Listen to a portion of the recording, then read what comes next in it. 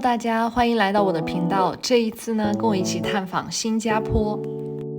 当天晚上呢，我就入住的是车牛水附近的 Capri by Fraser 酒店。酒店设施完备，而且房间干净宽敞，顶楼还有游泳池和健身房。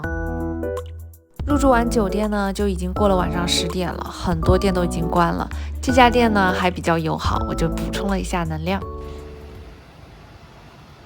这一次我有很多的攻略是参照了中文的社交媒体，实际体验下来就是有惊喜也有踩雷。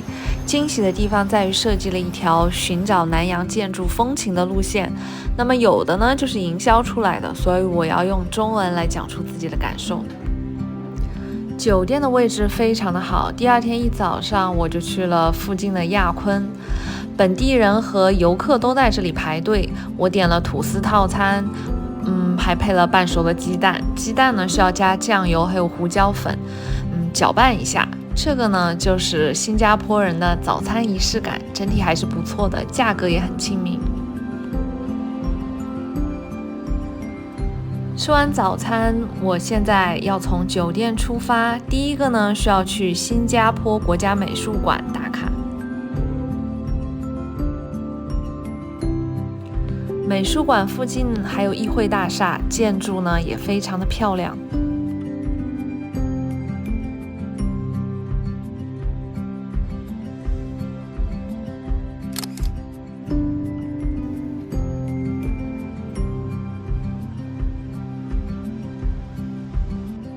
馆内设计整体呈现出了一种克制、理性、功能主义的风格。当时这里正在举办一场重量级的印象派艺术展，包括莫奈、塞尚、毕沙罗等大师的画作。如果你对印象派美学感兴趣，可以拖到视频的最后，我还放了一段这一次展览的片段。还有一个小 tips， 不论你是本地人还是外国人，只要你出示有效的教师证或者是学生证，看展都是可以有折扣的。新加坡国家美术馆实际上我们看到的是2栋历史建筑合并而成的，一个是原来的最高法院，一个是原市政厅。看完展览呢，我就走到了美术馆顶部的6楼露台，去欣赏了一下新加坡的天际线。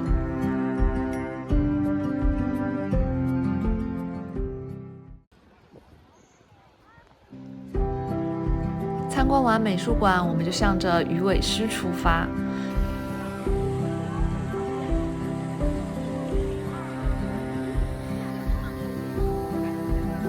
然后我们又回到了美术馆这里，现在要去到社交媒体推荐出片率很高的 Old Hill Street 警察署。这也是新加坡殖民时期的建筑，五彩斑斓的窗户呢，远看就像一个巨大的调色盘。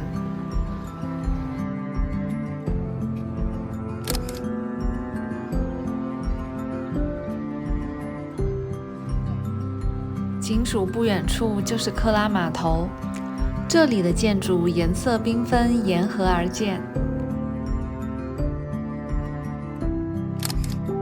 这是新加坡最热闹的餐饮娱乐区之一，到了晚上酒吧全开，气氛会很好。附近的热门餐厅也不少，珍宝海鲜、松发肉骨茶，此刻正是饭点，队伍都排得冗长。我们去了小红书上推荐的一家娘惹餐厅，进去排队之后发现清一色都是华人面孔，吃下来觉得一般般，菜品的新鲜度需要提升，价格也不便宜。但是他们很会营销，吃完如果你在中文的点评网上打卡，他们就送你一个帆布包。出来呢，我们发现对面的松发肉骨茶晚上8点多队伍还是很长。我队伍的前面是一群日本运动员，后面也是一家子外国旅客，能吸引到各国人，这本身就是口碑的证明。肉骨茶汤底浓郁，非常推荐。早上从酒店的窗户望出去，就是车牛水的红色建筑珍珠坊。今天的重点呢，就是要逛这片区域。牛车水的这条街非常特别，短短的一条路上并排着3座宗教建筑：印度庙、清真寺和佛牙寺。这就是新加坡的缩影，多种族、多宗教彼此共存。佛牙寺的内部装饰精美，4楼还有佛教博物馆可以免费参观。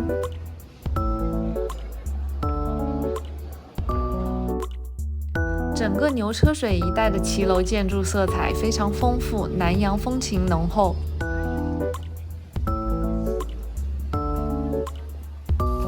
这里还保留了华人的传统集市，我还凑了个赶集的热闹。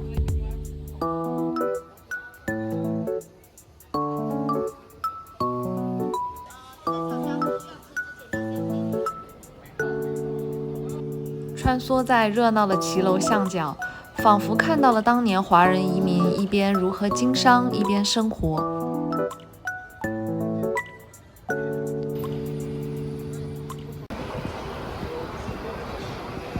中午我就赶去了乌节路，这里是新加坡最著名的购物街。吃饭呢，就在附近的大食家点了大虾面，还有排骨粉。虾面上的大虾很大，然后汤底也很鲜。排骨粉呢有一丢丢辣，不过呢，对于不吃海鲜的人来说是个不错的选择。接下来的行程安排在乌节路，我并不是为了来这儿逛街，其实是为了去 Emerald Hill Road。这是一条藏在商业区背后的安静小巷，两侧是保存完好的娘惹88骑楼。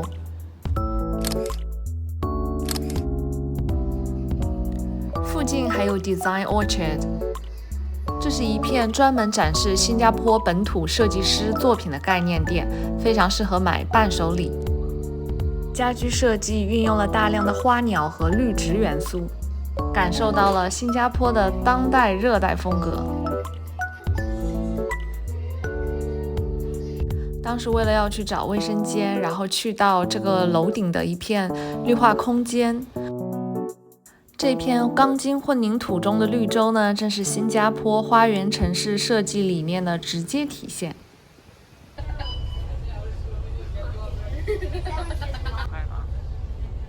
下午我们穿越了小印度区，走到了贝当路。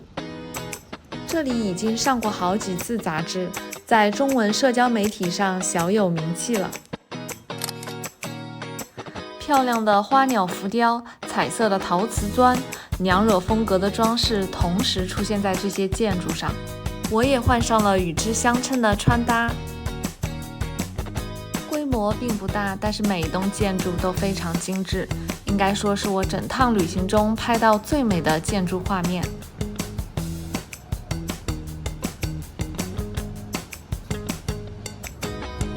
傍晚就去了滨海湾，这是新加坡的另一张面孔，现代、开阔、奢华。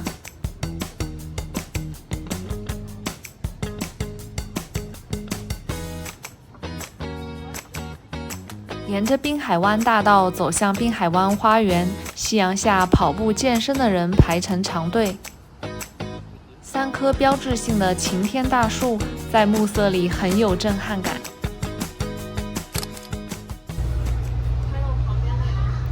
现在我们就要去机场。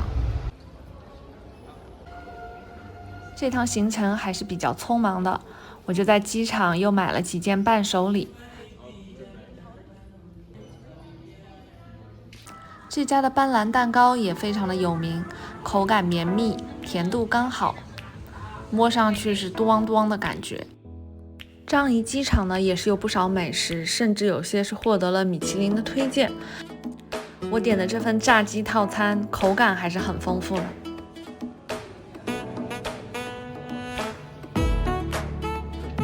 肉错面的黑醋味道是比较明显的，如果喜欢吃酸的朋友，这个是不容错过。视频的最后呢，我还放了一段关于此次印象派画展的视频。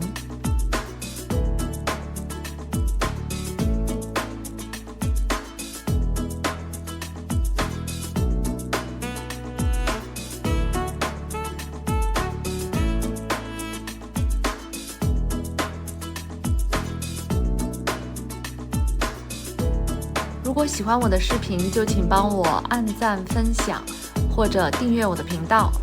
让我们在下个视频再见吧。